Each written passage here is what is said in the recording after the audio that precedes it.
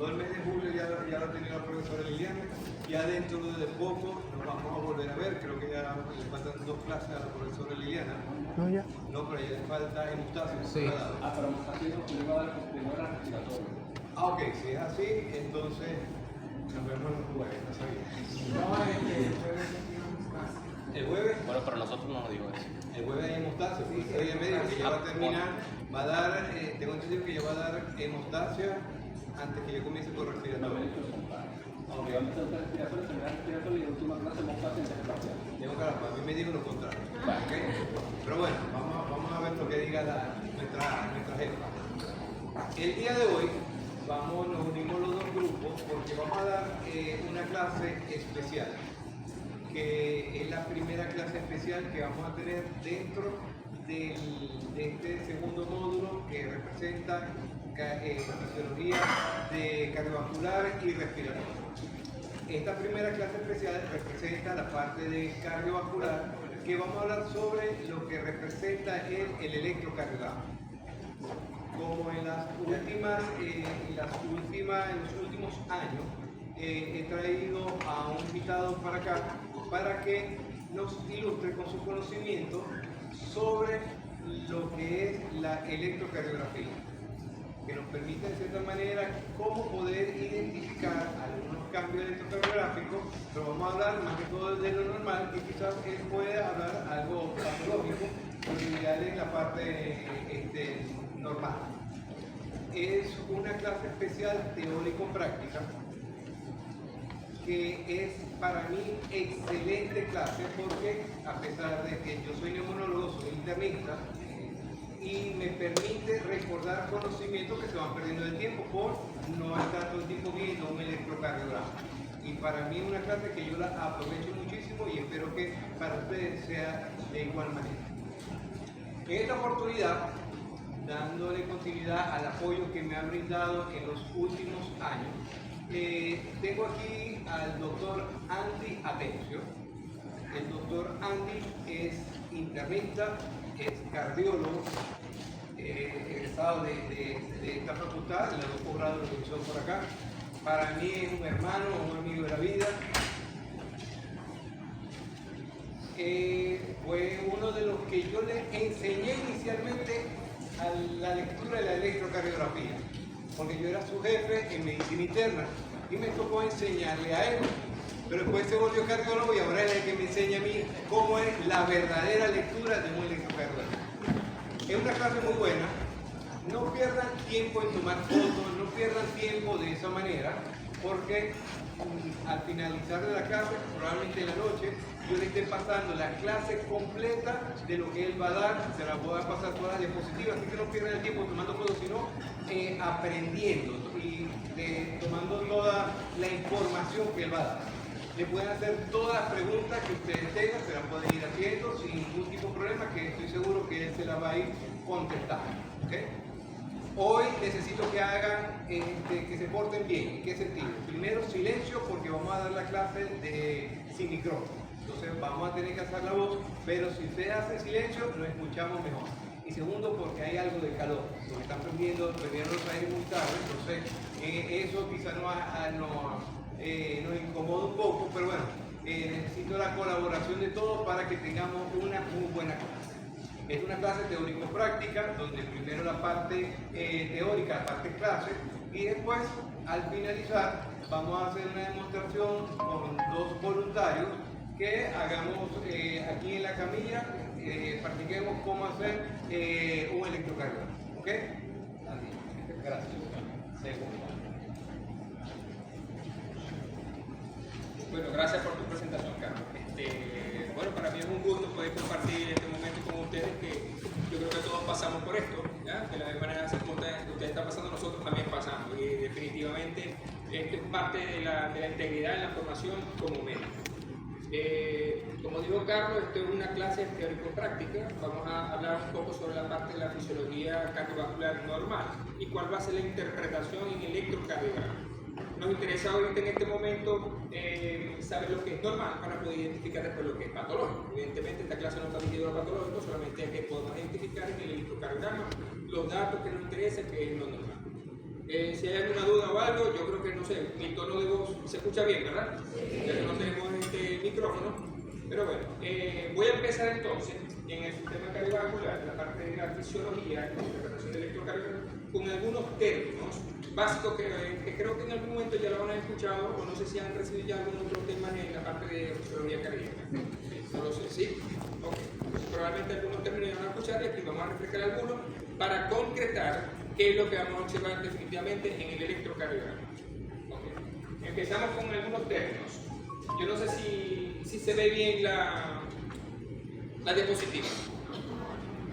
Porque está como desenfocada, no sé si... Enfócala más allí. O es el color. Sí. Sí, pues hay mucha claridad también. Creo que... De todas maneras, bueno, la presentación se la van a pasar. Por lo menos, bueno, lo importante es que presten atención definitivamente y que vayamos captando lo que podamos tener para que cuando pongamos la parte práctica podamos reconocer los detalles que vamos a describir. Bueno, los principales términos que vamos a describir es inotropismo o contractilidad. ¿Cuáles son las propiedades de la célula cardíaca?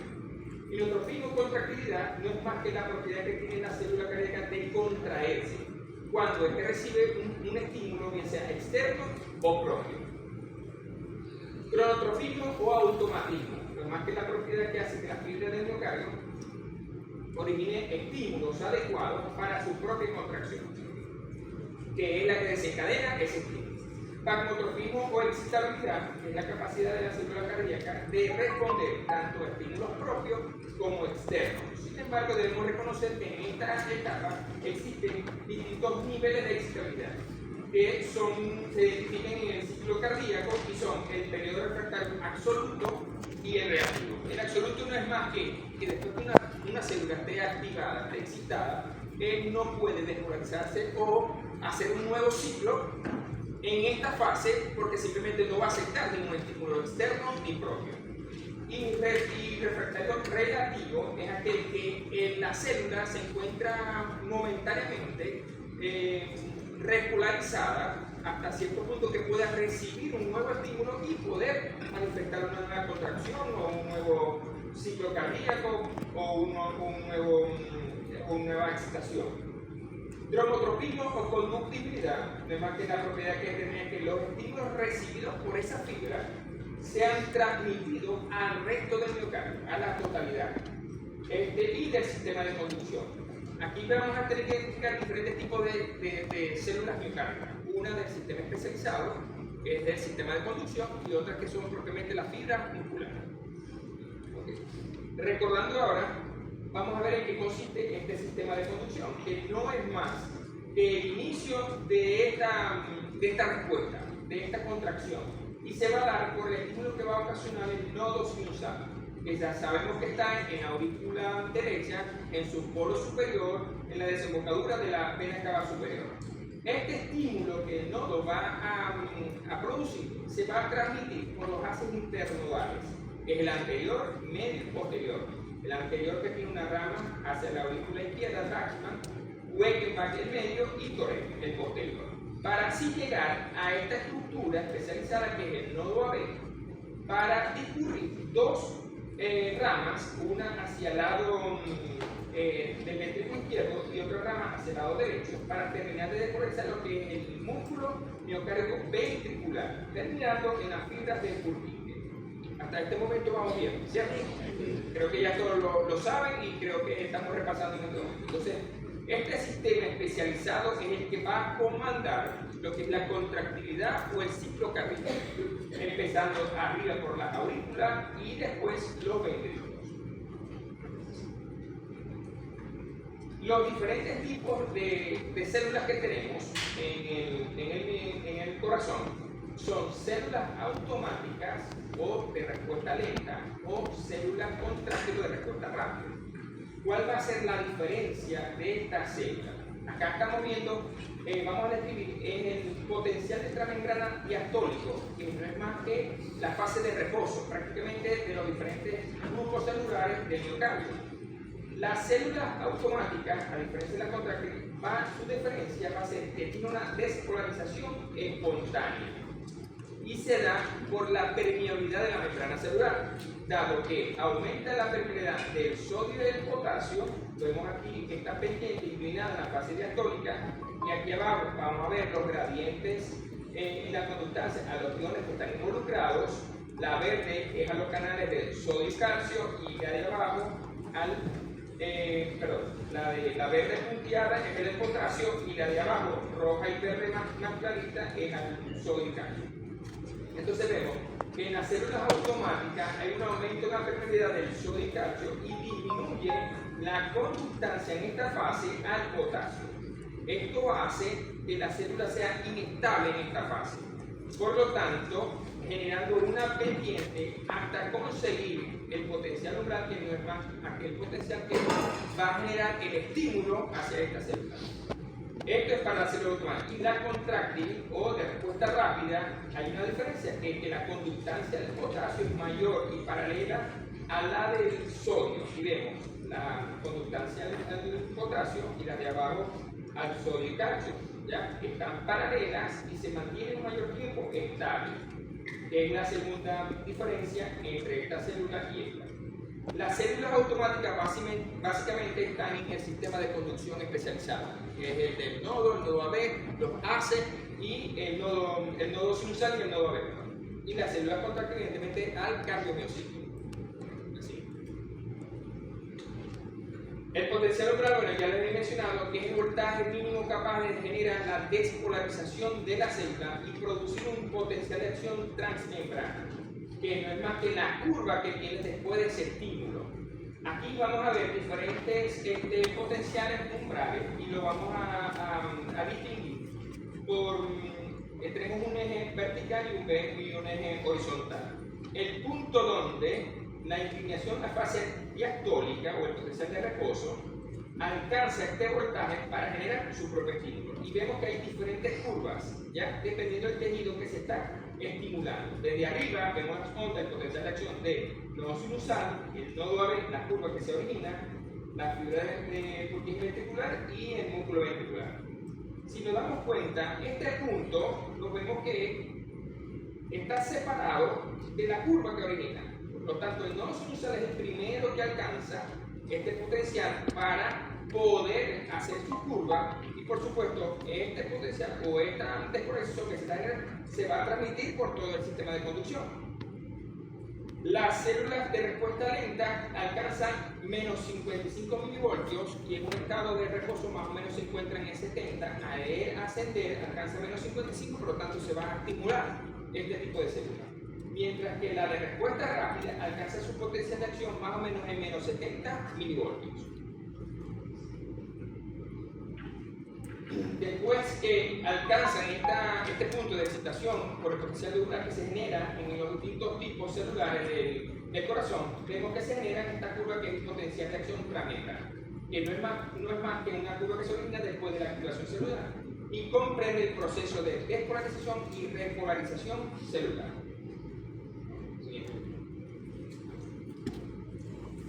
El potencial de acción transmembrana, después de una diástole, o mejor dicho, aquí estamos en potencial de acción transmembrana, que es esta curva que estamos viendo acá. Recuerden ahorita las que vimos, ¿no? Las curvas que se originan en el nodo sinusal, en el nodo AB, en las fibras ventriculares. Bueno, aquí vamos a describir la célula ventricular, el músculo miocárdico.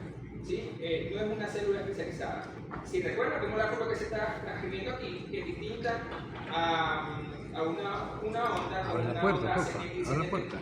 muy parecida, que es la de nodo sinusal. Aquí vamos a hablar específicamente en estas fases que se van a regir en el potencial de acción transmembrana del músculo miocárdico. Bueno, durante toda la diástole, las fibras contráctiles, o sea, no automáticas, mantienen un potencial transmembrana diastólico estable. Recuerdan que la línea diastólica era plana, donde dependían de la conductancia y la permeabilidad de los iones. Entonces vemos una fase diastólica plana que se va a interpretar en el electro como la zona isoeléctrica o la línea isoeléctrica, que es la fase de diástole. Aquí lo ven. Hasta que recibe un estímulo y da lugar a una curva que llamamos el potencial de acción transmembrana, donde ocurren varias fases. Tenemos la primera fase, que es la línea vertical que se origina, la fase 0. no es más que la despolarización rápida o el ascenso, y se da por la permeabilidad que se da en los canales de sodio, canales rápidos de sodio. Por lo tanto, si sabemos que en el exterior celular hay una mayor concentración de sodio y en el interior potasio, este sodio va a entrar rápidamente a la célula, al cardiomiocito, permitiendo ese aumento de frecuencia, generando esta curva, ya con un máximo ascenso desde ese potencial de acción de potencial umbral hasta el máximo pico. La fase siguiente es la fase de repolarización rápida precoz, donde se cierran los canales de sodio y se abren los canales de potasio y vemos una caída abrupta. Luego se da la fase 2, que es la fase de meseta, que es la fase más larga del ciclo o del potencial de acción, donde hay una entrada permanente de los canales hacia el interior celular, de los canales de sodio y calcio en este momento, pero sigue saliendo potasio. Hasta que se da el cierre de los canales de sodio y calcio, generando la fase 3, que es la repolarización rápida y final, con el cierre de los canales de sodio, y sigue saliendo potasio al exterior celular. Aquí termina, y hay un descenso, aquí termina esta fase, generando lo que hace rato vemos que hay una fase de periodo de refractario relativo, donde vemos ahora que las cargas intracelulares son negativas y el exterior vuelve a ser positivo, pero con unas concentraciones de iones de sodio y calcio al interior celular, y el potasio totalmente está afuera. Entonces vemos que hay un equilibrio en cargas eléctricas más no iónicas. En este punto, donde la célula puede recibir un estímulo y disparar una nueva contracción o un nuevo ciclo. Terminando en este punto con el potencial de acción de reposo transmembrana, empezando un nuevo ciclo, que es la fase diastólica. Para que haya un equilibrio total de esta célula, deben activarse los canales sodio-potasio para incorporar nuevamente el potasio al interior celular y sacar ese sodio metálico, generar una nueva estabilidad de membrana y permitir un nuevo ciclo cardíaco o un nuevo ciclo de potencial de la membrana. Creo que hasta este momento vamos bien. ¿Están escuchando bien? Ok. Esto no es más que repetir entonces todos los diferentes sistemas, circuitos, desde la parte superior hasta la parte inferior y la punta del corazón, por donde transcurre la activación miocárdica, originando desde el nodo sinusal, que es el interruptor, que es el generador de ese estímulo, dado por qué, porque si vemos el eje vertical, vemos que el primero que alcanza el potencial de umbral, para su activación lo consigue por ser una célula que inestable en la diástole, que es la permeabilidad de esos canales que ya habíamos hablado, se despolariza o genera su potencial, para así discurrir toda esta activación por todo el sistema de conducción y, por supuesto, ir generándose todas estas curvas potenciales de acción, que al final lo que nos van a transcribir es el complejo QRS, ya, o la onda P, QRS y la onda T, en todo el electrocardiograma, y vamos a ver cuál va a ser la interpretación de toda esta curva en el electrocardiograma. Aquí no es más que vemos entonces la activación. Si quieres le damos prima. Vamos a ver que se da la activación en el nodo sinusal y va a corresponder a las diferentes ondas que se van a manifestar en el electrocardiograma. Desde el nodo sinusal a la activación, la repite para que se vea muy casi la anterior. Vemos que se activa y le da otro. El nodo sinusal discurre por los haces. Aquí empieza. Se contraen las aurículas y transmitiendo una primera onda que es la onda P. Pasa por el nodo AB y las ramas de His, y vemos que se contraen los ventrículos, construyendo esta imagen que es el complejo QRS. Y la repolarización al final por la onda P. Esto es un circuito cerrado, creo que han visto ya la circulación mayor y menor. Aquí estamos hablando sobre la circulación menor. Y bueno, viene el flujo venoso desde la vena cava superior e inferior hacia la cavidad derecha, que es una imagen gráfica para que podamos ver. ¿Ya? Todo esto simultáneo. Aquí se ve primero uno, pero simultáneamente está al lado izquierdo activo, ¿no? Vemos que de la cavidad derecha, aurícula, ventrículo, se va hacia la arteria pulmonar y a los pulmones. para permitir la ventiloperfusión, la oxigenación y el retorno de esto a la aurícula izquierda y a su vez al ventrículo izquierdo y luego hacia la aorta para el sistema. Dale, doctor. Dale. La siguiente. Con todo esto nosotros construimos, o sea, se ve un poco difícil eso, pero cuando analizamos las diferentes curvas que se generan en cada cavidad, en volúmenes y presiones, se construye esto, que es el ciclo cardíaco. No es más que identificar todos los estímulos que se producen. Vemos que hay unos fenómenos eléctricos, fenómenos de volumen, el fenómeno del electrocardiograma y los ruidos que se originan. La curva roja no es más que la presión del ventrículo derecho. La raya punteada, vemos que la inferior es de la presión de la aurícula y la de arriba es la de la aorta. ¿Qué es esto? Un juego de cierre y apertura de válvula, ¿ya? Para permitir el llenado de cavidades, el cierre del mismo y poder transmitirlo a la siguiente cavidad. Cuando aumentan las presiones en diástoles en la aurícula, hay la contracción auricular para terminar de llenar al ventrículo izquierdo-derecho. Esta curva es para el izquierdo. Es la misma curva para el derecho, pero las presiones son menores. Y por eso que vemos aquí a un costado una línea en milímetros de curva, la presión que se ejerce para generar contracción, cierres valvulares, periodo eyectivo o la sístole, para poder empezar la diástole, que es un fenómeno de relajación. Aquí vemos todos los pasos. Y finalmente la diástole. Aquí manejan los volúmenes del ventrículo, vemos aquí más o menos el llenado total del ventrículo en diástole 130, con un flujo remanente de 50, por lo tanto aquí una relación más o menos de 70 de periodo eyectivo, que corresponde, si te das cuenta, en la fase de expulsión o de sístole, miren cómo va descendiendo ese volumen, ¿cierto? Los fenómenos mecánicos son posteriores a los fenómenos eléctricos. Primero identificamos en el electro todos estos cambios eléctricos. Vemos aquí la onda P, pero miren el nivel donde se contrae la aurícula. Vemos que se ve el efecto mecánico tardío con respecto a la onda eléctrica, pero más o menos identificamos las ondas que se van originando ya en la parte de diástole y sístole. Vemos aquí que el QRS hasta la onda T corresponde a toda la sístole. La línea isoeléctrica prácticamente a la diástole. Y estos cierres valvulares vemos que corresponden al primero y segundo ruido, que son los fisiológicos normales en la apertura de las válvulas AB, mitral para el lado izquierdo, tricuspidal para el lado derecho, generando el primer ruido. Y el cierre de las válvulas sigmoideas, la aorta del lado izquierdo y la pulmonar del lado derecho, y lo que origina el segundo ruido. Esto es una representación de todo el ciclo, viendo que es un ciclo continuo, permanente, y vamos a ver las diferentes curvas que están originando en esta fase. Okay. Ahora vamos a hablar de la activación, de arriba hacia abajo, desde el impulso que se genera en el nodo sinusal. Y están representados esos impulsos por vectores. Los vectores, matemáticamente o físicamente, se representan por líneas, donde hay una punta y una cola. Esta punta, estas flechas, podemos decir que generan magnitud y fuerza.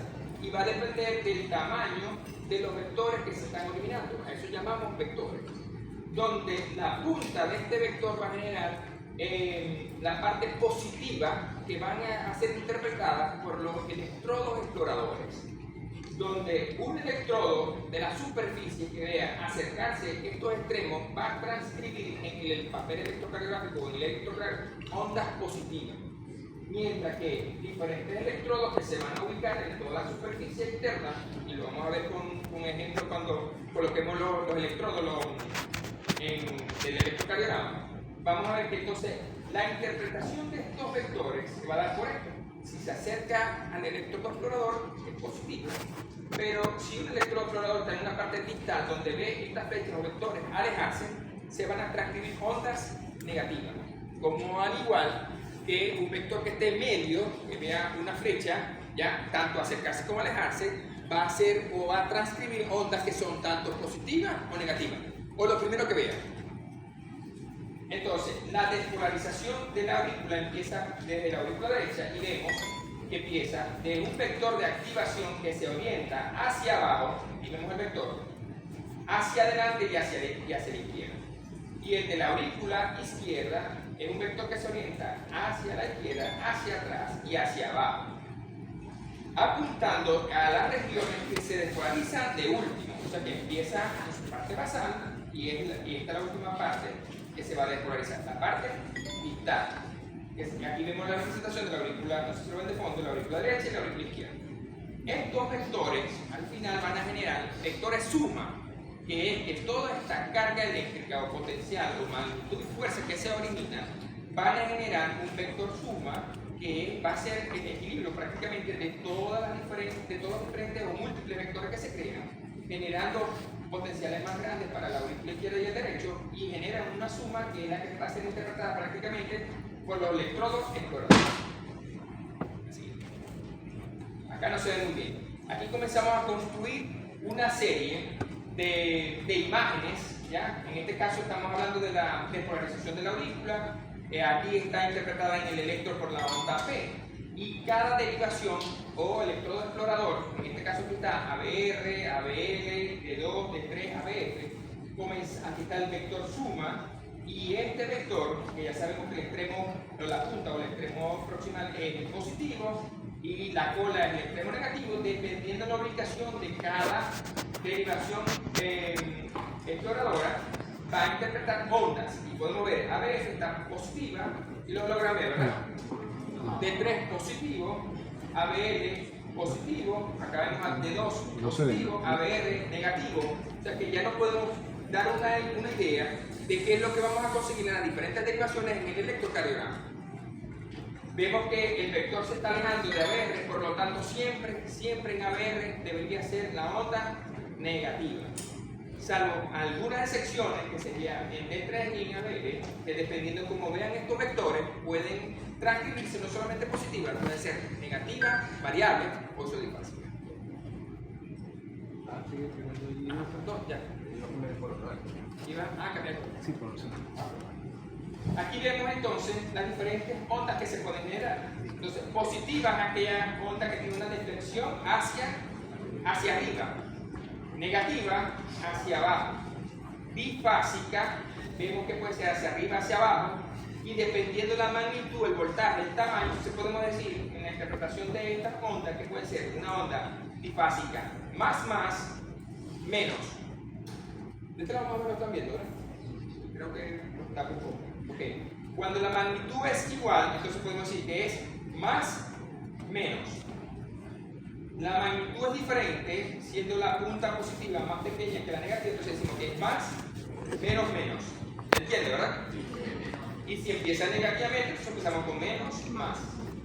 Hay una característica para estas ondas que ahorita más luego la voy a describir. Vemos ondas que son multitudas, altas, o bífidas, que son media duras, tienen cotadura, y vemos que tienen dos ondas. ¿La vemos? En estas diferentes presentaciones las podemos ver, tanto positiva como negativa, pero con una bifurcación. ¿La vemos? Bífida. Okay. La siguiente. Terminando la activación de las aurículas, desde el nodo sinusal hasta el estímulo que llega al nodo AB, entonces empezamos con la activación de los ventrículos. Esto es una representación gráfica que no es más que el tiempo que dura desde que llega el estímulo al ventrículo en su parte basal, cuáles son las zonas que se van a activar primero. Entonces vemos, esta es la pared del ventrículo izquierdo, el ventrículo derecho y el tabique septum, ¿cierto? Entonces, las primeras, vamos a decir, las ramas de Hasse-His, las primeras porciones que son tocadas son las que se van a activar primero. Y de ahí discurre el resto de la activación. Entonces vemos que en su porción del ventrículo izquierdo, la parte media, es lo primero que se va a activar. Y miren el tiempo que va a tardar ya en activarse en estas estructuras. Comienza a desplazar el septum hasta que sea su totalidad y después pasa a la pared endocárdica, tanto del ventrículo izquierdo como del ventrículo derecho, hasta despolarizar la pared completa libre de ambos ventrículos, dejando en su última fase las porciones basales, que son las últimas que se van a despolarizar. Si ven acá, ya vemos cómo se va despolarizando cada tejido y esto nos va a llevar a que se vayan a generar, así como la aurícula, en el ventrículo también, diferentes vectores de activación. Miren y recuerden esto, ¿no? ¿Cuáles son las fases que se van despolarizando? Para generar entonces diferentes vectores. Así. Si recuerdan, se activó primero en el tabique o en el sector, ¿cierto? Aquí se generan entonces vectores del sector, ¿ya? El segundo vector que se origina de la pared libre, y aquí es una suma. Recuerden que estos son múltiples vectores que hacen vectores suma o gradiente suma, generando, dependiendo la magnitud del voltaje, la duración, una flecha o unos vectores más pequeños, más grandes, más anchos, interpretando de que son mayor masa muscular la que se está activando, ¿cierto? Entonces, con respecto al músculo ventrículo izquierdo, que es mayor masa que el ventrículo derecho, entonces las fuerzas, las cargas que predominan son las izquierdas. O sea, es como una suma de cargas. Unas inhiben o cortan porque predominan la del lado izquierdo. Y la última parte del ventrículo izquierdo que se despolariza, recuerda que son las bases, ¿cierto? Entonces, miramos los vectores que se originan en las bases, que son el último vector. Entonces, tenemos el primer vector de despolarización sectaria, se dirige hacia la izquierda, ¿ya? De izquierda a derecha, de arriba hacia abajo, de atrás a adelante. El segundo vector, que es el de la pared libre, es el de mayor voltaje y se dirige de derecha, en este caso, a la izquierda, de arriba a abajo, de atrás hacia adelante. Y el tercer vector, que es el de las masas parsectales altas y se dirige de izquierda a derecha, de adelante hacia atrás. Estos vectores son los que nos van a determinar entonces la morfología del complejo QRS. Si nosotros colocamos electrodos exploradores en una superficie que van a estar alrededor del corazón prácticamente, entonces cada complejo QRS va a estar determinado por unas ondas positivas o negativas dependiendo cómo vean estos vectores. Por ejemplo, el vector 1, si el electrodo está del lado derecho, ¿cómo ve la flechita esta? Acercarse. Por lo tanto, van a ser deflexiones positivas hacia arriba. Dependiendo de la ubicación de los siguientes electrodos exploradores, entonces uno puede decir, bueno, como ve el primero, porque en cada complejo van a ver estos tres vectores. Como ve el segundo vector, como ve el tercer vector. Si uno está del lado izquierdo y ve este vector, si lo va a acercarse, va a hacer transcripciones positivas. Pero si está aquí y vemos que el vector 1, que se dirige hacia la derecha y él está hacia la izquierda, o sea que él ve ese vector alejarse, las primeras ondas que van a conformar el complejo QRS son ondas negativas, dependiendo de su magnitud, su voltaje y fuerza.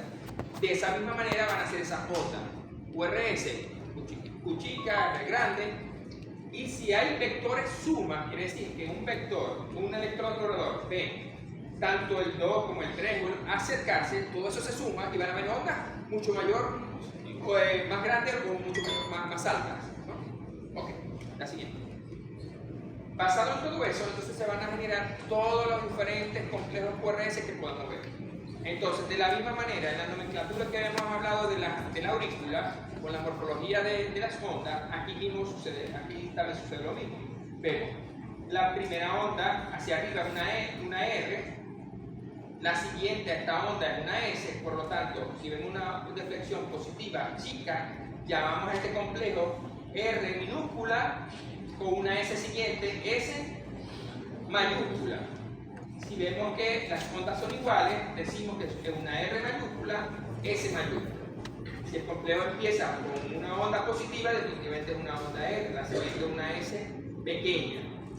Aquí hay una suma, diríamos, ¿cuál es esta? Una Q, una S, cuando hay R, que sería la deflexión positiva. La suma de esto se llamaría QS. Si solamente una onda positiva hacia arriba, la llamaríamos R. Ojo, todos estos son complejos QRS. Indistintamente estén las tres o no lo estén. Pero la nomenclatura decimos, bueno, ¿cuál es que es? Una onda R solamente. Una primera onda R, la segunda onda más grande S mayúscula, y si aparece después de una onda S otra onda positiva, la llamaríamos R', ¿sí? Minúscula porque es pequeña. En el siguiente ejemplo sería R chica, S grande, R' mayúscula. Primera onda, R chica, S chica, una segunda onda positiva, R' chica, y una segunda onda negativa después de una onda R sería una S minúscula prima. Si el complejo empieza por una deflexión negativa, sería la primera onda y sería la onda Q. Si es grande, una Q mayúscula, seguida de una onda pequeña positiva, sería una R minúscula. De la misma manera, cuando vemos onda más profunda, Q mayúscula, R mayúscula. Q chica, R chica. ¿Entienden esto, verdad? Sí. Q chica, R grande, S chica. Este es el patrón habitual que casi siempre vemos en toda la derivación. Q chica, R grande, S grande. Q chica, R chica, S grande. Y cuando solamente R, que tiene una escotadura o mellada, le llamamos R mellada. Aquí podemos ver, en esa nomenclatura podemos ver complejos normales y otros que son patológicos. Pero la idea es que sepamos entonces que estamos identificando en esta morfología. Okay. Ahora continuamos con el electrocardiograma, que no más que un registro gráfico de las fuerzas eléctricas producidas por el corazón. Y ya hablamos de los vectores, donde se va a transcribir en un papel milimetrado ondas que van a representar el ciclo cardíaco. Esto lo llamó Beethoven con ondas, le dio nombre, le dio letras, EPQRSTU, según el orden del alfabeto. Y aquí vemos algunas derivaciones con las diferentes morfologías. Ya hablamos que el electrocardiograma es el registro gráfico de estas fuerzas eléctricas producidas en el corazón, y quien la va a interpretar es un aparato que es el electrocardiógrafo, que no es más que un aparato esencial de los cuales se registran fuerzas eléctricas producidas por el corazón, mediante los cables que se conectan al paciente y al equipo. En el papel que se va a transcribir, lo que es un papel milimetrado, ya que son de milímetros, cada cuadrito de 1 milímetro, y vamos a identificar dos ejes acá. En el eje vertical vamos a hablar sobre voltaje. Cada uno, o cada milímetro, cada cuadrito es 0.1 milivoltios. Por lo tanto, dos cuadritos, 0.2, 0.3, 0.5, 5 cuadritos, o un cuadro grande, ya, o 10 cuadros grandes, que serían 1 milivoltio o 10 milivoltios, ¿sí? Que sería todo esto en el eje vertical. Y en el eje horizontal vamos a evaluar por cada milímetro el tiempo que dura o que corre el papel del electrocardiograma. Cada cuadrito mide 0.04 segundos, o lo mismo que es, perdón, 0.4, o lo mismo que es 40 milisegundos. Todo va a depender de la unidad de medición que utilicemos, en segundo o en milisegundos. Si cada uno mide 0.4, entonces la suma de ellos, 0.08, 0.12, y así sucesivamente, cada 5 cuadritos en su eje horizontal va a medir 0.20 segundos. ¿Por qué nos interesa saber eso? Porque el complejo QRS o la transcripción del electro, lo que vamos a hacer son medidas. Y cada medida en el electro de los complejos que se generan, entonces vamos a decir, bueno, mide tanto, entra dentro del rango normal o no. Y es lo que nos va a hacer la diferencia entre si un electro está normal o definitivamente está patológico. Las diferentes derivaciones que vamos a analizar, que son todos esos cables que colocamos a la persona para hacer un electrocardiograma y ver desde diferentes puntos de vista y acumulando toda la mayor información de todas las cargas eléctricas que se van a originar en el corazón. Entonces tenemos derivaciones en el plano frontal que son bipolares y monopolares de los mismos, y derivaciones del plano horizontal que son las precordiales.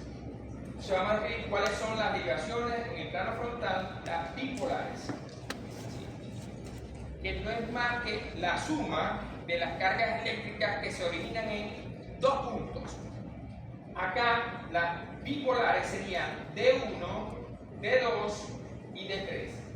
Con esto, en el ser humano, en el cuerpo, vamos a ver que el análisis de cada derivación va a depender de un sitio a otro o de un extremo a otro, donde D1 va a registrar las cargas eléctricas interpretadas desde el brazo derecho al brazo izquierdo, generando una flecha. Aquí no es vector, aquí estamos viendo un sentido de la interpretación de esta derivación. Pero que igualito en esta flecha, vamos a ver, entonces tiene un extremo igualito, positivo y lo negativo.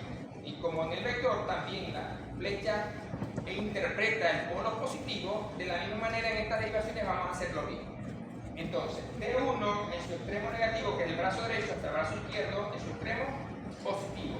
D2, la segunda derivación, aquí vemos la flecha que interpreta esta interpretación de cargas eléctricas, donde el brazo derecho es su polo negativo y la pierna izquierda es su polo positivo. Y D3 sería desde el brazo izquierdo, en su polo negativo, y vemos la flecha que lo interpreta, y su extremo positivo, que sería la pierna izquierda. Todo esto, la siguiente, lo que nos lleva a formar ya un circuito cerrado. Y todas estas derivaciones van a interpretar hacia dónde se generan esos vectores y por lo tanto cada uno de ellos va a interpretar esa fuerza eléctrica e interpretarla en el papel electromagnético. Einstein consideró que las tres derivaciones bipolares eran un circuito cerrado, como se lo mencioné, y que se crean a partir de las leyes de extensión de Kirchhoff. Se postula que la suma de esas tres derivaciones de extensión se genera un circuito cerrado que es igual a cero. Estamos rodeando prácticamente esa carga eléctrica en el cuerpo. Así. Aquí vemos entonces el circuito cerrado y que puede ser traspolado hacia la cavidad torácica, teniendo como punto medio o centro el corazón.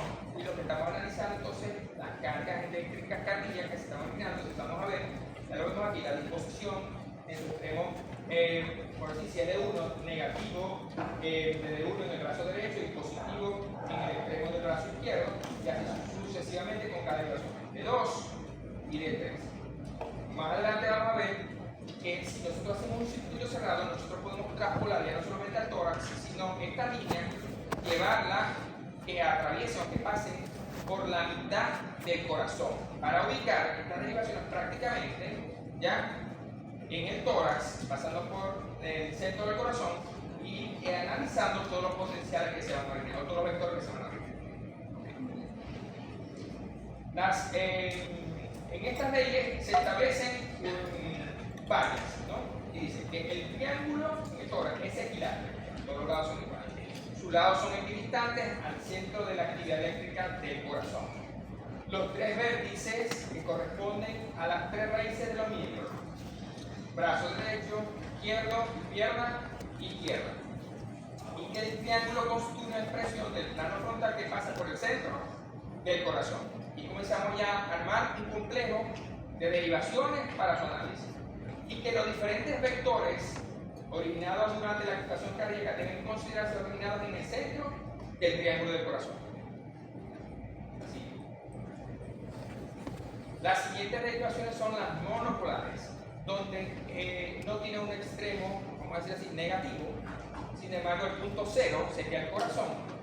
Y tenemos las siguientes derivaciones. Las monopolares, un solo extremo, que sería hacia donde apunta la flecha. ABR se ubicaría entonces en el brazo derecho y vemos desde el centro del corazón hacia su extremo positivo en ABR, que sería el brazo derecho. Va a analizar entonces las cargas que se puedan dirigir a esta derivación o electrodeplorador. ABL desde el centro del corazón hacia el brazo izquierdo. ABF desde el centro del corazón hacia el brazo, hacia la pierna izquierda.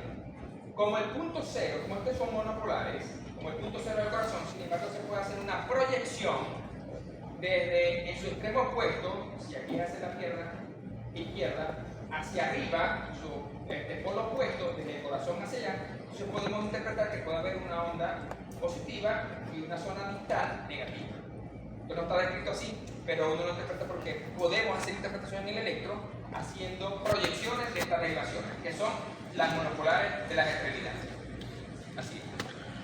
Entonces vemos, de la misma manera que el otro, en las bipolares, aquí vemos los tres componentes, o las tres derivaciones monopolares, y la transpolamos al tórax. La vemos desde el centro del corazón, cada extremidad, y aquí tenemos ABR, donde el brazo derecho sería el extremo positivo, punto neutro, cero, el corazón, igual, cero en ABR, pero al brazo izquierdo su polo positivo, y ABF a la terapia de tiempo. Todas las cargas, vectores que se van a originar, dependiendo hacia dónde se dirigen, cada una de estas derivaciones va a interpretar por ondas que pueden ser positivas, negativas o difásicas. ¿Sí? ¿Vamos bien? Ok. Ahora, a este complejo de derivaciones, nosotros le vamos a dar grados. Sabemos que los grados son una circunferencia que tiene 360 grados, donde la mitad de una circunferencia serían 180. Y si nosotros englobamos una circunferencia donde el corazón es el centro, entonces miren espacialmente dónde están ubicadas las derivaciones y en qué grado de la circunferencia va a corresponder a esos polos de derivaciones, ¿no? Sabemos que de uno en el brazo izquierdo, estamos pasando ahora por la mitad si lo recuerdan, de brazo izquierdo a pierna izquierda de 2, y miren el extremo positivo donde está ubicado, y los grados donde se ubica, y de 3, que se encontraba de brazo izquierdo a pierna izquierda, pasamos por la mitad, vemos la proyección del polo negativo, estos son las bipolares, entonces vemos en la circunferencia los grados que se van originando. La suma de estos, de las bipolares con las monopolares, entonces la siguiente.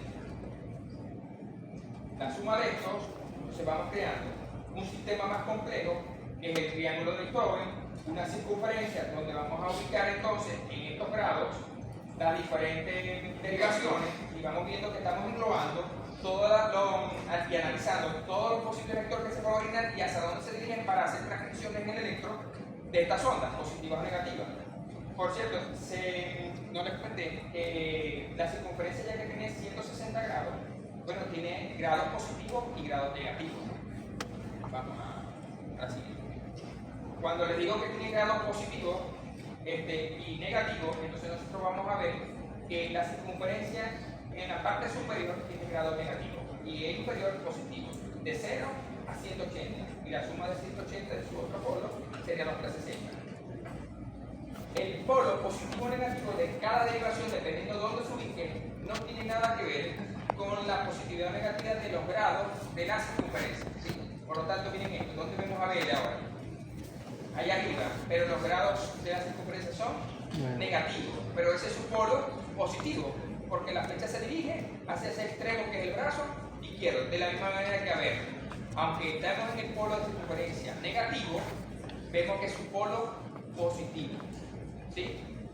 Aquí vemos los vectores suma, de todos los múltiples que se originan en el ventrículo izquierdo o el ventrículo derecho, el vector suma, entonces vemos su polo negativo positivo, y lo vamos a trasladar ahora al centro del corazón, los diferentes grados, y estamos haciendo una combinación de todas las derivaciones.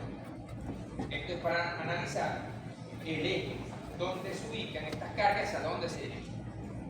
Por lo menos tengamos la idea, y esta clase no está dirigida a conocer hacia dónde se dirigen, pero por lo menos tengamos la idea. Así es. Y terminamos con las precordiales. Ya vimos las monopolares y las bipolares del plano frontal. Ahora del plano horizontal tenemos las derivaciones monopolares precordiales. No marca. Bueno, si me siguen, vemos. No, la anterior. Entonces vamos a hablar de las derivaciones precordiales desde B1 a B6, ¿cierto? En el plano frontal son 6 derivaciones y en el plano horizontal son 6 más, por lo tanto las derivaciones que se van a estudiar son 12. Tomando como referencia el esternón, ¿ya? Si me siguen, vemos ahí un esquema. Del lado derecho, la clavícula, ¿ya? Y tenemos los espacios intercostales. ¿Se va? Tenemos aquí la referencia anatómica del esternón. La clavícula, ¿ya? Para generar entonces los espacios intercostales. Vemos espacio intercostal número 1, 2, 3, 4 y por supuesto lo identificamos a la palpación. Entonces, el vector, la derivación precordial B1 la vamos a ubicar en la línea paraesternal derecha en el cuarto espacio intercostal. ¿Me acompañan, verdad?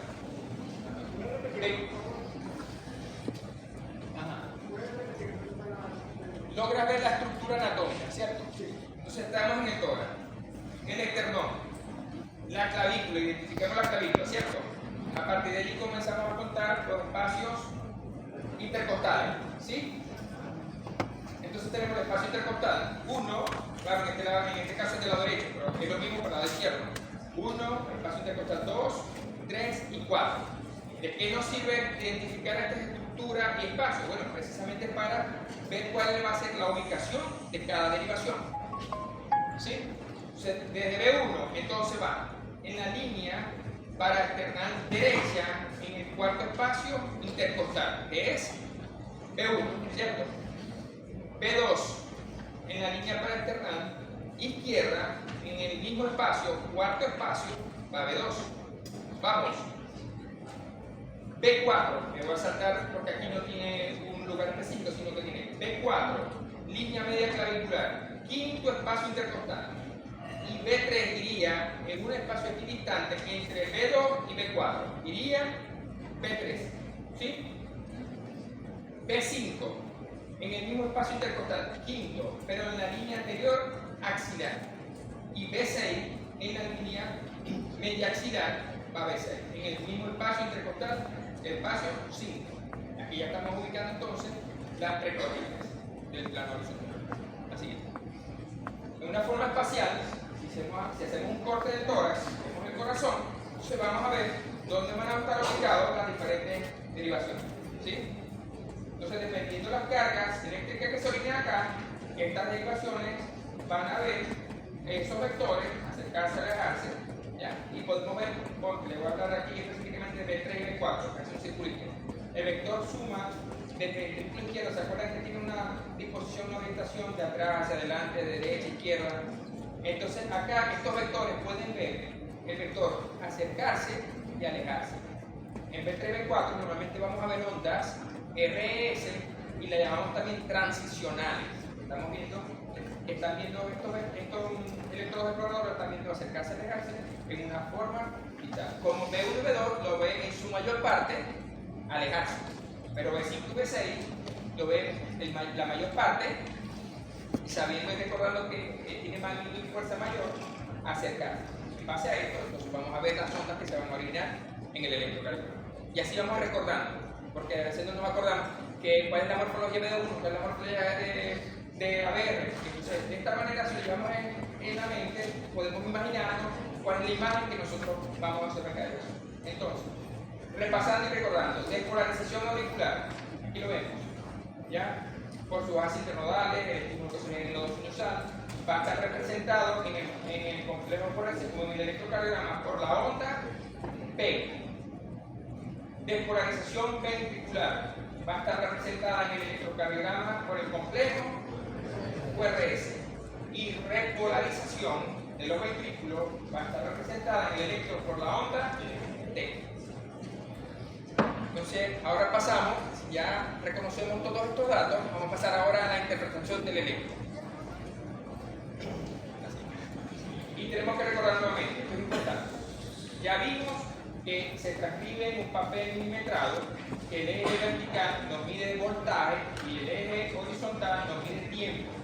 El aparato está programado, está configurado, por lo tanto, en base a esa configuración es que nosotros le vamos a dar la medida y los valores de cada cuadrito. Por lo tanto, el electrocardiograma no es más que el registro que ya habíamos hablado, donde se conecta el aparato a una corriente eléctrica, se colocan los electrodos, comprobamos la calibración y revisamos la estandarización, que sería que el papel debe correr a 25 milímetros sobre segundo con un voltaje de 1 milivoltio, que es lo mismo 10 milímetros, ¿cierto? Y nos va a dar esto.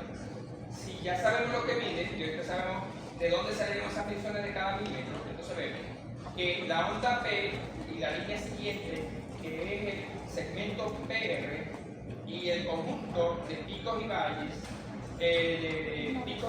nos va a dar los intervalos.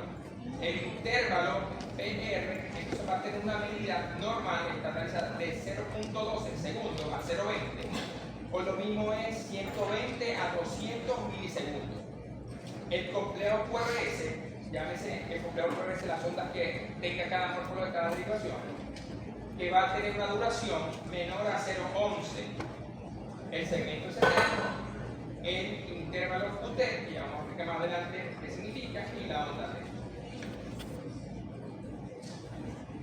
Nosotros en el electrocardiograma vamos a hacer una interpretación semiológica en el papel del ciclo cardíaco de la despolarización o de la contracción. Y la nomenclatura que utilizamos para esta interpretación semiológica es el tipo de ritmo, que es lo que vamos a analizar, si es sinusal o no, que es normal, la frecuencia cardíaca, la medida de la onda o las características de la onda P, del intervalo PR, del complejo QRS, del eje QRS, ya hablamos un poco sobre ellos, que es la circunferencia, el eje axial, los grados en esa circunferencia. No lo vamos a calcular, pero por lo menos tengo una idea de los grados. Y ahora más adelante vamos a ver cuál es el eje normal, que es lo que nos interesa en esta clase. El intervalo QT y el QT corregido. Entonces, las características de un ritmo sinusal son las siguientes. Que la onda P, yo no pretendo que esto se lo aprendan de una vez por si no lo conocen. Ya ustedes van a tener este material y lo van a tener que repasar. Pero si me están siguiendo y recordamos las ondas en cada derivación, dependiendo de los vectores que se originaron, entonces va a ser más fácil que puedan recordar la morfología de cada onda. Entonces, para un ritmo sinusal, la onda P debe ser positiva en D1, en D2, y se pueden ubicar fácilmente en el cuadro donde están ubicados, D2 a BF, de B2 a B6, tiene que ser negativa en ABR, puede ser variable en D3 y AB, o sea, positiva, negativa o bifásica, y bifásica en B1. Cada onda P va seguida de un complejo QRS. El intervalo PR es de un valor constante de 0,2 a 0,20, luego repito, 120 o 200 milisegundos dependiendo de la unidad de medición que estén utilizando. En los intervalos RR, o sea, cada complejo, QRS, RR, debe ser regulares y que la frecuencia cardíaca debe ser entre 60 y 100 pulsaciones por minuto. Aquí hay ciertas salvedades o excepciones que más luego la vamos a cubrir. Entonces, si recordamos entonces, nuevamente otra vez el papel milimetrado, ¿ya? Si ya sabemos que el papel corre a 25 milímetros sobre segundo, que tiene un voltaje estandarizado de 1 milivoltio o 10 milímetros, ¿ya? Entonces, vamos a interpretar de dónde salen estas medidas, 004, 025 cuadritos, ¿sí? Y los milivoltios. Entonces, la frecuencia cardíaca normal ya sabemos que es de 60 a 100 pulsaciones por minuto, ¿cierto? Si ya sabemos que el papel corre a una velocidad de 25 milímetros por segundo, pero nosotros queremos calcular la frecuencia cardíaca, que es en 1 minuto, entonces hacemos una regla de 3. Si en 25 milímetros por segundo, para llevarlo al minuto, ¿cuántos segundos nos faltan? ¿Cuántos son? Son 60 segundos al minuto, ¿cierto? Entonces, hacemos la regla de 60 por 25, en lo que corre el papel, entre 1, me da que 1 minuto en el papel electrocardiográfico tiene que ser 1500 milímetros, o lo mismo es 1500 cuadritos pequeños para calcular la frecuencia en 1 minuto. Ahora, si esto es con respecto a la duración en el tiempo de cada cuadrito. Si 25 milímetros un segundo, 1 milímetro, ¿cuánto mide? ¿Ya? Entonces, 1 por 1 entre 25 me dice que un cuadrito en velocidad sería 0.04 segundos, lo mismo que 40 milisegundos. Entonces, entre dos líneas oscuras del electrocardiograma hay 5 milímetros o 5 cuadritos pequeños. Cada cuadrito pequeño es 0.04. Cada 5 milímetros, un cuadro grande, es igual a 0.20 segundos. Y tenemos diferentes fórmulas para calcular la frecuencia cardíaca.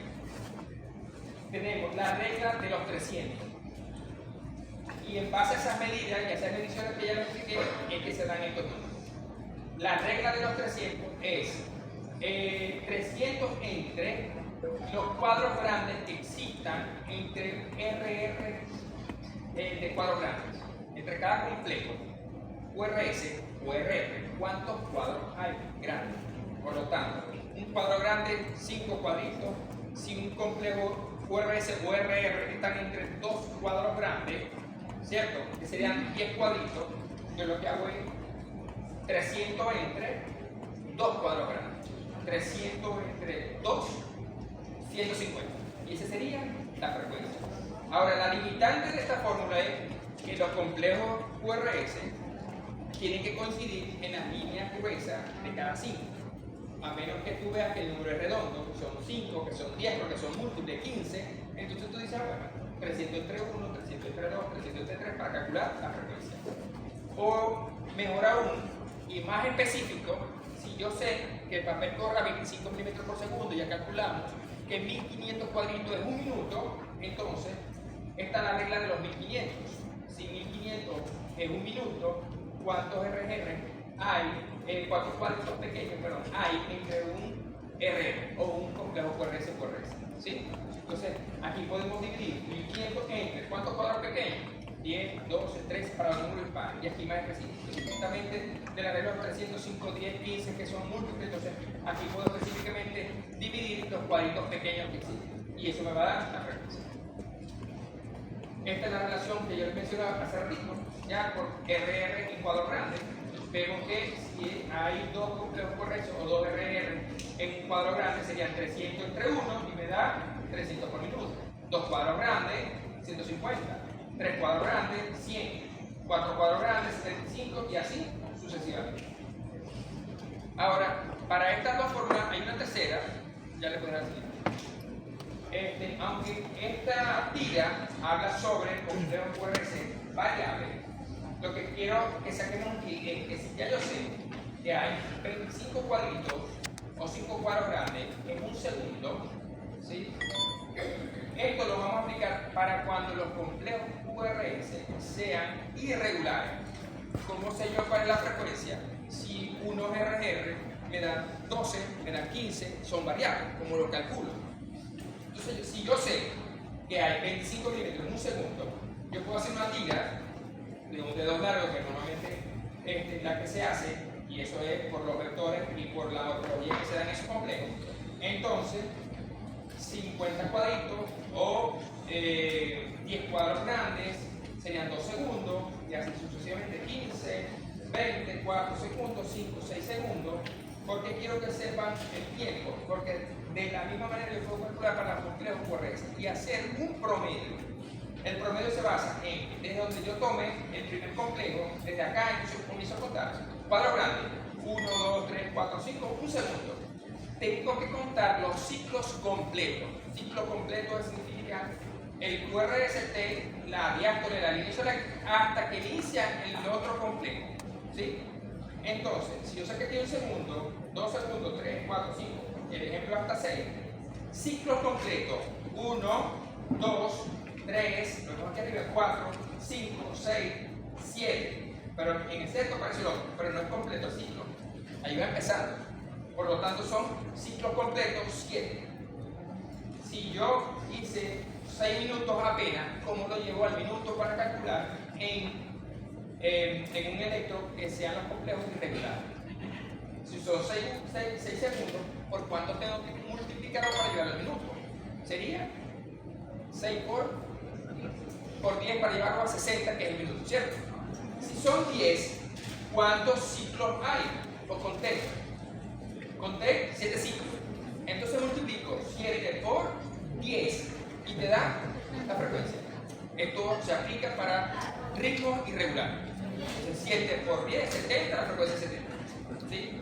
Pero si hice un trazado de 3, ¿por cuánto tengo que multiplicarlo para llevarlo a 60? 3 por 20, 60. Entonces, hubo 4 ciclos completos. Por 20 sería 80. ¿Ya? Dependiendo del tiempo que yo tenga, yo puedo calcularlo a 3, a 6, que evidentemente, mientras sea una tira más larga, más confiable y más precisa va a ser la frecuencia. Si es por 10, es por 6. Cuantos ciclos haya, lo multiplico por 6.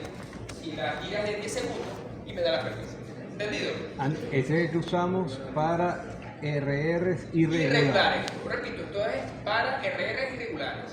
La arritmia más frecuente con complejos variables es la fibrilación auricular. ¿Sí entienden cuando decimos nosotros RRs irregulares? ¿Sí saben, sí entienden eso? ¿Sí o no? ¿Y por qué no preguntan? O sea, porque yo lo estamos asumiendo que está entendido, pues esto va para el examen. Entonces, hablamos aquí de RR irregulares, pero no sé si ustedes saben. Claro. Márcale una R. Entonces, Márcale Aquí, una R. no se ve muy bien, pero yo veo la onda P, ¿verdad? Pero aquí antes está el complejo QRS. ¿Vemos esta línea? Sí. Este es el complejo QRS. Vemos este también, ¿verdad? Este es otro complejo QRS. O Andy, márcale las R primero, para que yo sepa qué es la R. Entonces la R es esta. Vemos aquí un complejo R que está coincidiendo con la línea, otra R, otra R. Estos R son regulares. Cuando yo llamo regulares, quiere decir que la distancia entre una R y otra es igual a la siguiente. Si yo cuento aquí, vamos a decir que empezó aquí. 5 cuadritos, 10, 15, 20, 23 cuadritos aquí. Entonces entre R y R hay 23 cuadritos y yo cuento a la siguiente complejo, aquí hay 5, 10, 15, 20, 23. Estos son complejos RR regulares. Cuando decimos irregulares, es que aquí son 5 cuadros grandes, 4 cuadros grandes, 3 cuadros grandes. Entonces los RR son variables, son irregulares. Cuando yo pongo como ejemplo calcular la frecuencia en base a segundos, es para un ritmo irregular. Este ejemplo está en un trazado que es regular. Luego repito, lo que me interesa es que sepan cuántos segundos, que ya lo hemos calculado, cuántos ciclos hay en un trazado de un ritmo irregular. Entonces por cuántos lo voy a multiplicar para llevarlo a calcular. Es un promedio, es un estimado y acercarme a la frecuencia estimada de ese paciente que tiene una frecuencia irregular. ¿Se entendió ahora lo irregular?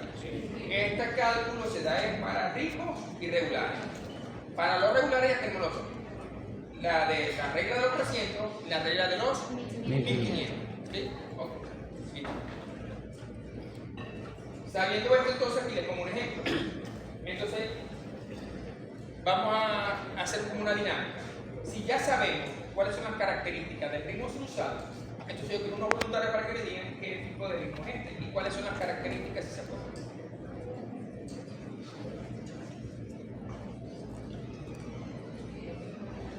¿Algún voluntario que quiera empezar?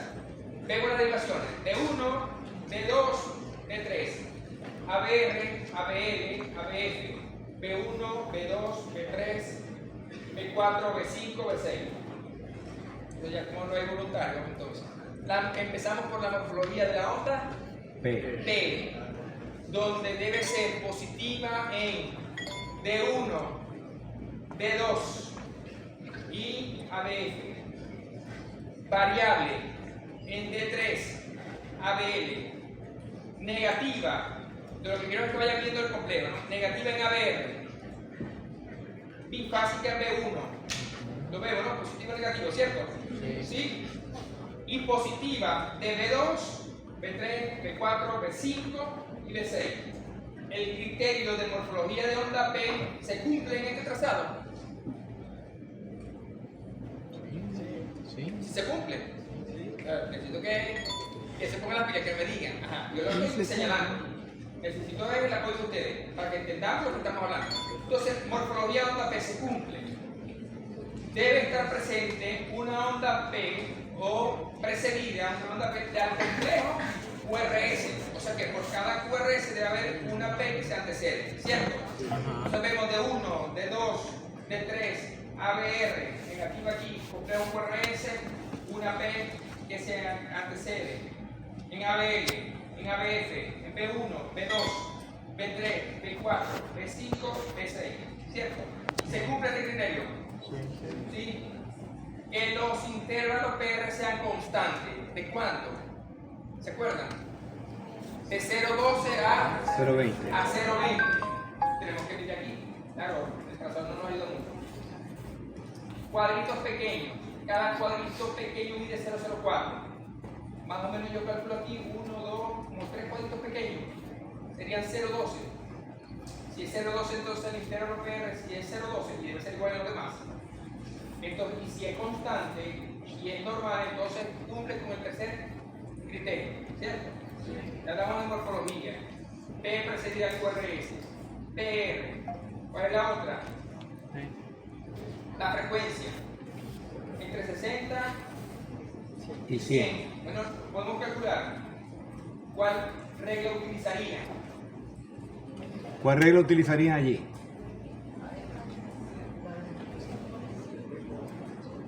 La de los 300, la de los 1500. más o menos regulares. No empiezan específicamente en una línea gruesa. Bueno, vamos a contar acá en E2. ¿Ya cuántos cuadritos hay? 5, 10, más o menos aquí, 15, y hay 1, 2, 17, 18, 19, 20 cuadritos, más o menos. Entonces, si es la regla de 1500, 1500 entre 20 sería, aquí que lo calculen,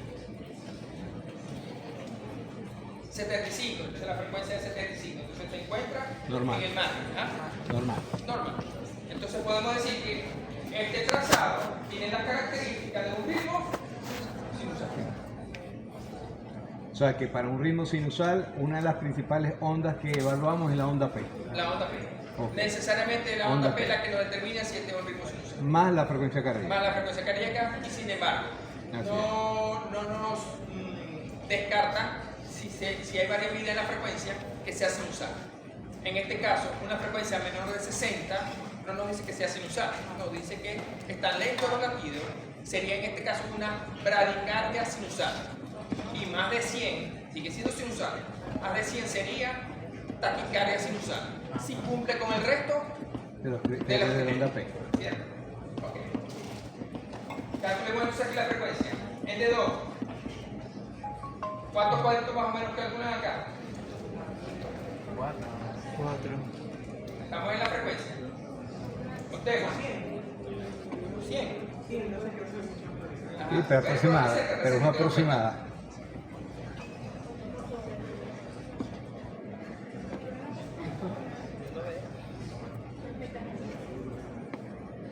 Sí, puede estar como... ¿Cuántos cuadritos hay? 3. ¿Cuántos? ¿Cuántos contaste? ¿Cuántos cuadros contaste? 3 grandes. O sea, utilizaste la regla de 300. Entonces 300 entre 3 cuadros grandes son 100. Y para hacer 100 en cuadros pequeñitos, es más específico, contemos cuántos cuadritos pequeños hay. Puedes hacerlo tú mismo. Dale, cuéntanos los pequeños. Ah, bueno, está bien.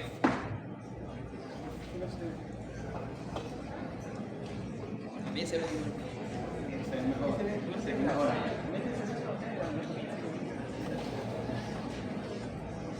Vamos a ver aquí.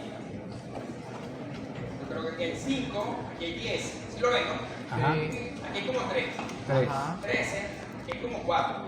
14, 15, 16, 17. Si hacemos la regla de los 1500, entonces 1500 entre 17, aquí tiene una calculadora que puede hacer. 88. Se viene la diferencia de 100 a 88. Si cuento los cuadritos pequeños. Pero vamos, igual sigue estando normal.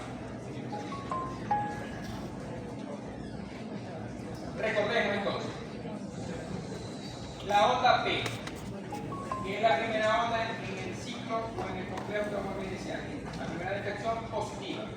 ¿Cuáles son las características de la onda P?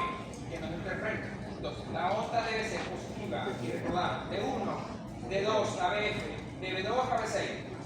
Negativa siempre, una BF. Ojo, si se sale de esto, estamos hablando de algo patológico. Por eso es que nos aprendemos esto y sabemos que aquí está pasando algo. El ritmo será de no sinusal o viene de otra parte. Variables de 3 diabéticos, bifásicas de 1.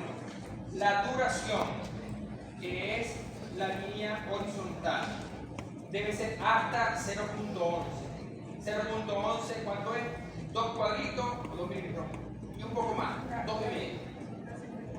El voltaje hacia arriba debe ser hasta 2.5. Si cada cuadrito pequeño es 1, entonces sería hacia arriba 2 cuadritos y medio. Para decir que la morfología es la característica de la onda P, que nos habla sobre la despolarización auricular, entonces si cumple esto, pues es una onda P normal.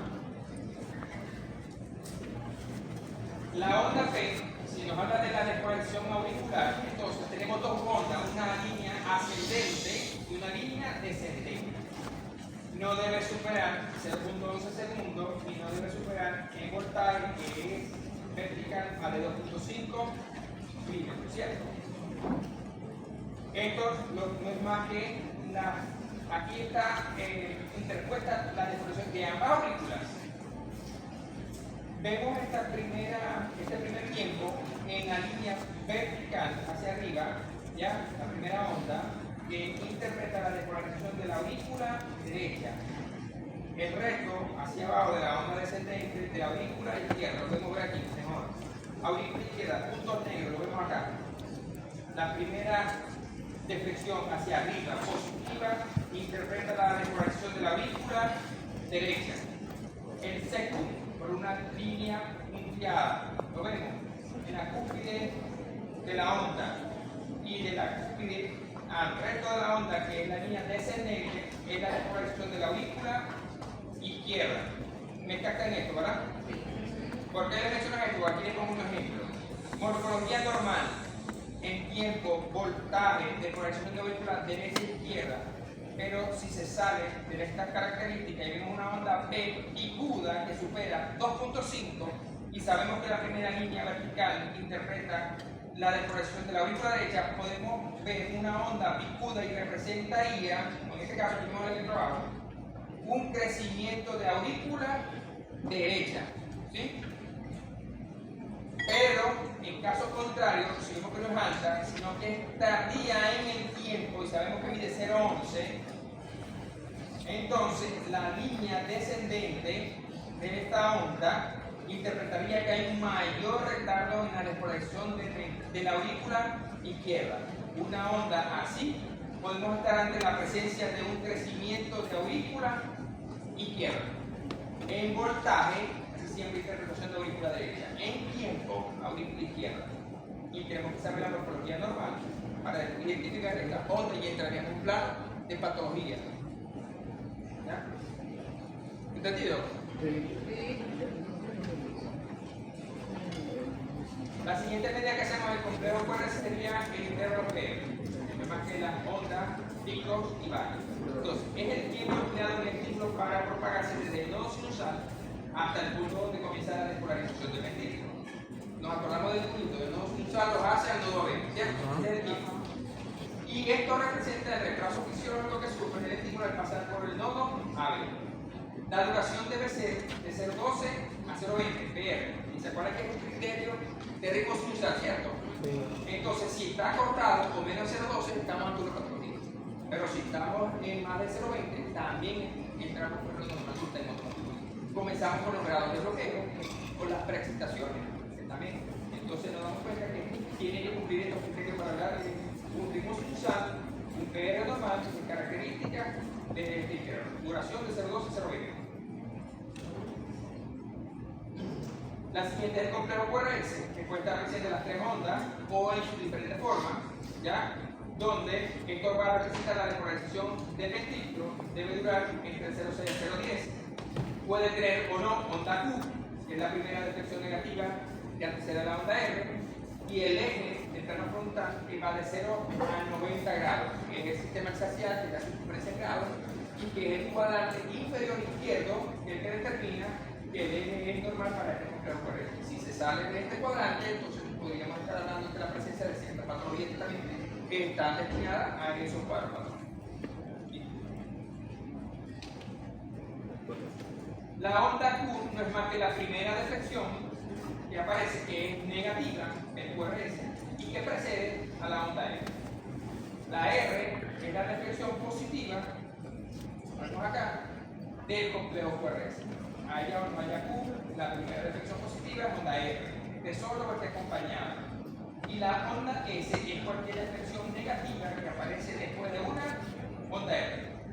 Esta es la segunda onda negativa. La onda Q es normal cuando cumple estos criterios. Cuando el voltaje de la Q es menor al 25% de la onda R, al 25%. O sea, menos de una cuarta parte de la onda R que va a hacer. La duración de la onda Q no debe ser hasta 0.04 o menor a ello. Una pregunta. Acá. ¿Por qué a veces no sale la onda Q o no? ¿Te acuerdas lo que hablamos de los vectores que se originan en el ventrículo? El vector 1, el 2, el 3. Dependiendo de donde esté el electrodo explorador que vea esas ondas alejarse o acercarse, entonces todo va a depender de qué vibración estás analizando.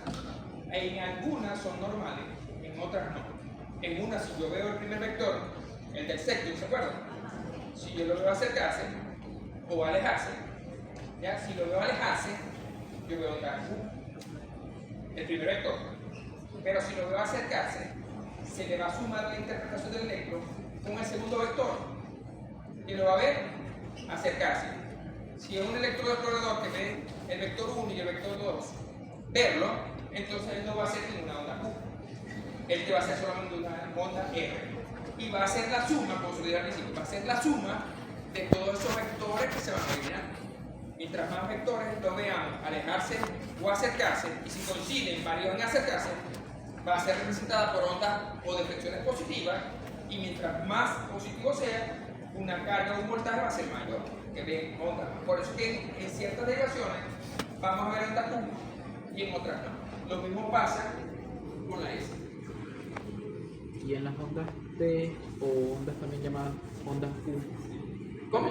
En las ondas T o en las ondas U, que también las había escuchado antes. Ondas T. Ondas T, después Sí. del complejo QRS. Ajá.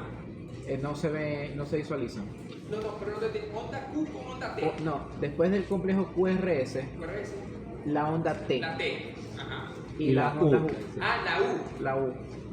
La U lo que habla es, no me llegaba a eso, se lo iba a mencionar, pero habla de la despolarización de los músculos papilares.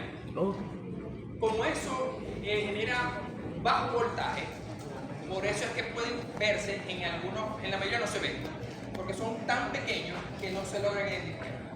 No es patológico, es normal, y se puede ver de una onda T, una onda pequeña que es la onda U, y nada más que nos habla de la despolarización de los músculos papilares. ¿Había escuchado? Bien.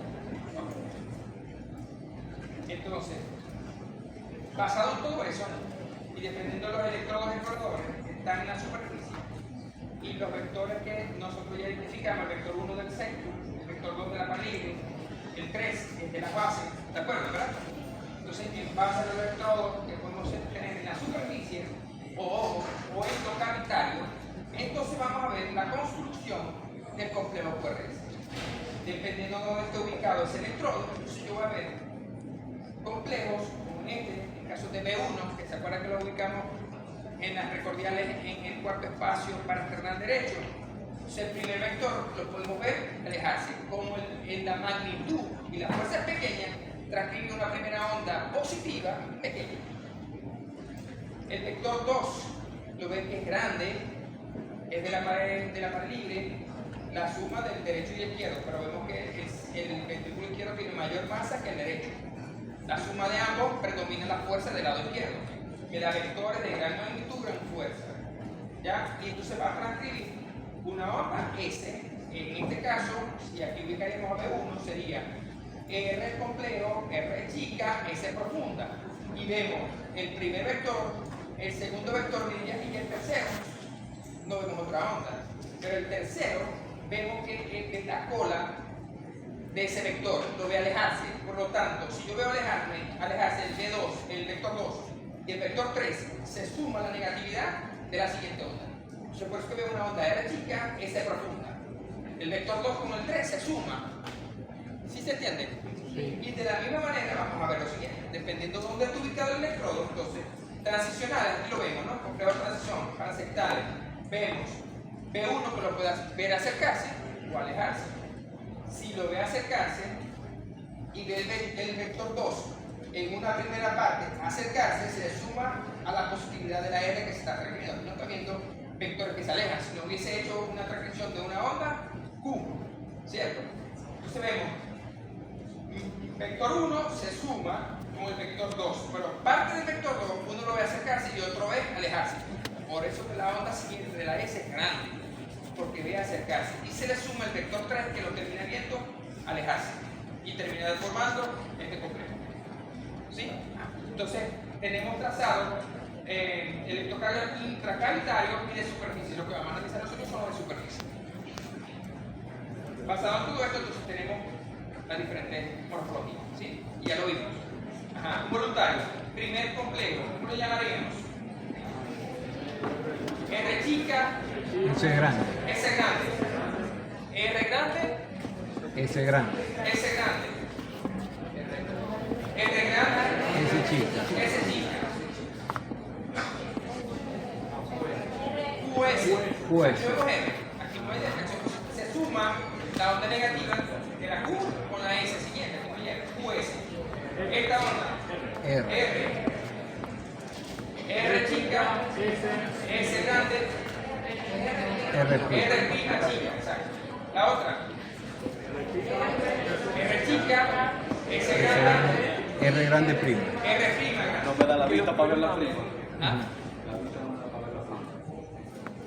Ajá, esta es la prima, la segunda R, la segunda inflexión. El siguiente complejo, R chica y S chica. R prima, S prima. La otra. Cuando hablan de prima, ¿a qué se refiere? Es segunda.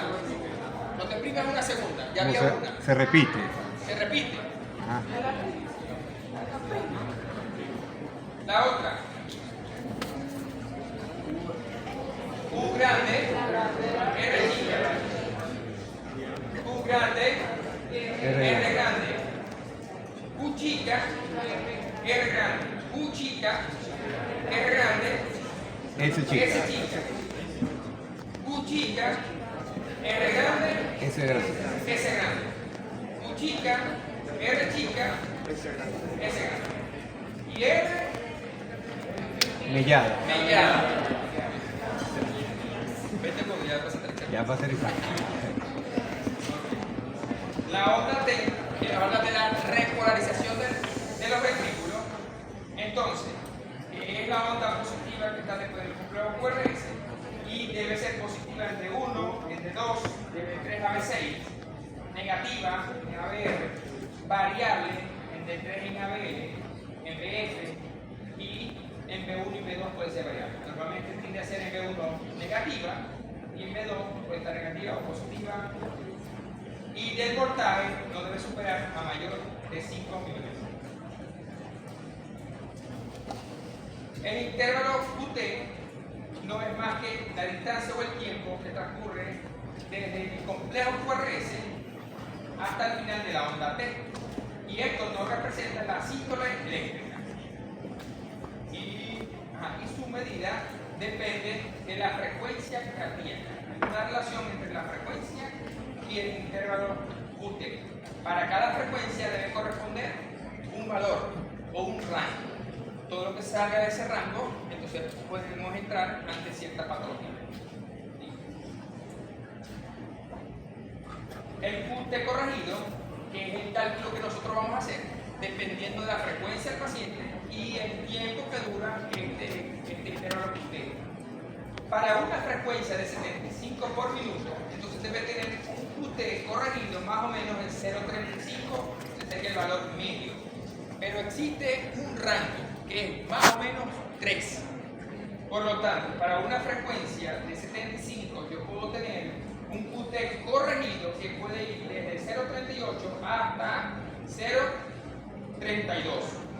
Si tiene esta frecuencia y yo calculo esto y entra dentro del QT corregido, entonces yo puedo decir que tiene un QT corregido normal. Pero si está más que eso o mayor a eso, entonces dice que tenemos un QT alargado. Pero si lo tenemos más corto, entonces yo puedo decir que tenemos un QT corregido acortado. ¿Sí? Podemos aprenderlo en esta fórmula. El 75, 0,35. Nos podemos memorizar un número y aprendernos esto. Por cada 5 de variabilidad de frecuencia cardíaca, varía 1 milisegundo del QT. Por lo tanto, 75 y yo bajo la frecuencia, aumenta 1 el QT. Por ejemplo, si me aprendo 75 con 35, si bajo la frecuencia a 70, aumenta, cada 5 aumenta 1 a 0,36. 65, 37, 60, 30. ¿Se entiende esto? Sí. Si yo aumento por cada 5 la frecuencia, entonces va a disminuir. Entonces, 80, 34, 85, 33, 90, 32. Me aprendo un valor y a partir de allí construyo esto. Mientras más bajo la frecuencia, más largo es el QT. Mientras más corto, mientras más rápida es la frecuencia, más corto es el tuyo. Aprendo un valor y por cada signo de frecuencia es 1. Si me aprendo 75, lo construyo a partir de ahí, de 0,35.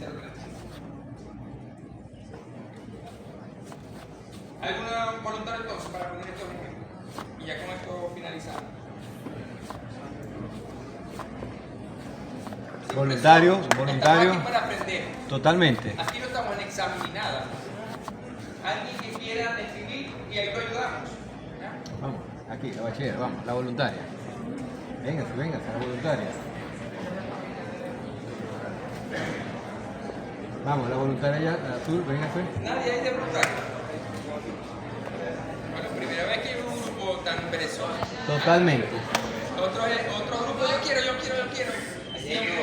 totalmente. No hay presión, ¿eh? Solamente para que hablemos de esto y vamos corrigiendo. No estamos en examen. Sé que hay mucha información que de repente para ustedes es nueva, pero la idea es eso. Entonces, cuando vayan a los libros, vayan a repasar. Ya me acuerdo, ya revisé. Vamos a recibir el electrocardiograma. ¿Ya? Ustedes dos pueden ayudarse ahí. Criterios para ritmo sinusal. La característica de la onda P. ¿Cuáles deben ser? La onda P debe ser positiva. Bueno, vamos a describir las positivas, si te acuerdas. Positiva debe ser de 1, aquí está, vamos a identificar la derivación. De 1, de 2, de 3. ABR, ABN, ABN. Y aquí las precordiales, ¿no? De 1, de 2, de 3, 4, 5, 6. Entonces, positiva en de 1, de 2 y ABR. ¿Cómo está el ABR? Positiva. Positiva. ¿Cómo está el de 2? Positiva. ¿Cómo está en de 1? Negativa. ¿Cumple con el criterio allí? No, hasta ahorita no. Vamos a ver el más. En D3 y ABR debe ser la morfología de la onda B. No. Variable. Eso. En D1 la vemos positiva, entonces que está bien. En ABR la vemos negativa, o sea que pudiese ser. En ABR siempre debe ser Negativa. y la vemos positiva. Okay. Y estos electrodos también. Ajá. Que también Es lo... una pregunta para ti. Ah, perdón. Ah, perdón. Ok. En B1, primordiales, está. Yo diría que está trifásica. Hay una muequita que sube y otra que baja. Si la comparo con la línea eléctrica, entonces en B1 puede ser, o es, mejor dicho, bifásica. De B2 a B6, ¿cómo debe ser la morfología? Positiva. Positiva. Lo vemos en B2, lo vemos en B3, lo vemos en B4, B5. Entonces cumplen los criterios cuando los de la morfología de la onda P. Y en otras no. No en todas las derivaciones. Entonces, ¿por qué en una se cumple y en otra no? ¿Cuál puede ser la hipótesis para eso? Ya Carlos lo dijo. Siempre en ABR, obligatoriamente, es negativa porque genera duda a alguna otra derivación. Si está positiva, en ABR, esto no es más que los cables mal colocados. Mal. Mal colocados. Entonces ya aquí lo rompe. Sí, claro. Entonces no cumple con un criterio de ritmo sinusal y aquí se rompe todo. Y aquí pasó algo. Este ritmo está mal hecho. Hay que repetir. ¿Perdón? A ver, siempre debe ser negativa. Siempre. Las ondas usualmente en ABR todas están negativas. Todas están negativas en ABR. ¿Se acuerdan dónde está el vector de ABR? En el brazo derecho. Si se acuerdan, la mayor carga de los vectores que va de arriba hacia abajo, la flecha se va hacia abajo. Por esa razón es que siempre vemos en D2 los complejos con tendencia a ser mayormente positivos. Lo demás aquí, como medio, aquí puede ser que pase otra cosa, no necesariamente tiene que tenemos un complejo por una R alta, pero podemos describir otras cosas acá, en este tema pero entonces ya vemos que tiene ondas que rompe el No, sí es un valor. Pero ya ahí sabemos que puede ser. Podemos te está, medir lo demás. te está preguntando algo del ABR. O sea, que el ABR como tal sirve, o sea, no es un marcador patológico, sino que sirve más para identificar si la máquina está mal colocada. No, aquí podemos identificar otras cosas. O sea, ABR nos ayuda a identificar infartos posteriores. Si yo veo cambio acá. Ya, en la morfología del QRS, la onda T. Si ya tú conoces cuál es la morfología habitual del QRS en ABR, entonces tú puedes ver anomalías y decir, este complejo QRS no debería ir aquí. Es lo mismo que la onda P. Estamos analizando la onda P, que es aurícula. Sigue la ley que, o sea, se marcó anteriormente. O sea, sigue la ley esta que marcó anteriormente, la de la onda P, que es positiva. Ajá. Claro, pero aquí ajusto. ¿Por qué? Porque ABR está en el brazo derecho. Y su extremo positivo de ABR está acá. Pero los vectores hacia dónde se van? Hacia la punta del corazón, hacia el lado izquierdo. Y ABR siempre va a ver, desde el ventrículo y la aurícula, las cargas, ¿cómo? Alejarse. Si yo estoy aquí y yo veo que toda la carga está para allá, siempre la onda P debe ser negativa. Y la tendencia del complejo QRS, si aplico lo mismo para el ventrículo, debe ser complejo QRS con tendencia a ser negativo. Sí, claro. Por eso, estamos analizando solamente un criterio. Aquí no te está descartando que no sabes usar. Tú puedes cumplir con nada. Aquí yo te estoy diciendo, hey, esto parece, no sé, aquí pasó algo. Aquí te estoy diciendo, hey, aquí están los cables invertidos. Pero nosotros busquemos los demás criterios. Entonces, una onda P que precede a otro criterio. Al complejo QRS. Entonces vemos que hay una onda P que precede al QRS, el de 1, el de 2, donde lo habíamos menor, el de 3, lo vemos que precede en ABR, en ABL, en ABF, y las tres coordiales también lo vemos. O sea que este criterio sí se cumple. Que el tiempo de medida debe ser no superior a cuánto, o cuánto debe medir, mejor dicho, el intervalo PR. PR. De 0,2 a 0,20. A 0,20, vamos a contarlo. 3. Sería 0,12. O sea, ese criterio también se cumple. Entonces medimos. Vemos la morfología de la onda P, que no nos aplica aquí.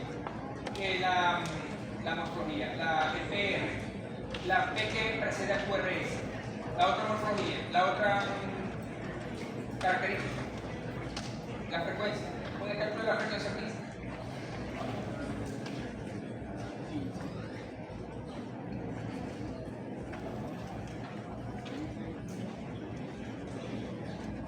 A pesar que ese electrocardiograma, los electrodos están mal colocados, me permite igualito calcular la frecuencia cardíaca. Yo puedo calcularlo perfectamente, no me la va a variar. Okay, así que no puedo evaluar muchas cosas o completo todo el electrocardiograma, pero puedo hacer el cálculo de la frecuencia cardíaca. Perfecto. No puede ser analizable, porque yo una vez estoy viendo una onda negativa, una onda que es patológica, y yo puedo dar una mala interpretación, decir que este paciente tiene un infarto en la cara lateral con una isquemia también, pero resulta que no hay nada de eso. Resulta que estoy viendo la morfología de onda P. Mira cómo te cambia todo. Ya, una onda P negativa, o sea, estos electrodos están cambiados, y yo voy a decir que hay un infarto cuando no lo hay. Miren lo importante de hacer diagnóstico solamente con el electrocardiograma, identificar si cumple o no por los criterios. Ya lo sacaron. 68. ¿Qué regla utilizaron? ¿Qué ley utilizaron? ¿Y cuántos créditos contaron? 22.532, 62. Y el último criterio es que los RR sean regulares. ¿Considera que son regulares? Son regulares. Entonces, un ritmo sinusal, no un electroanalizable, porque simplemente tenemos electrodos terminales. Puedes medir el QT, si quieres.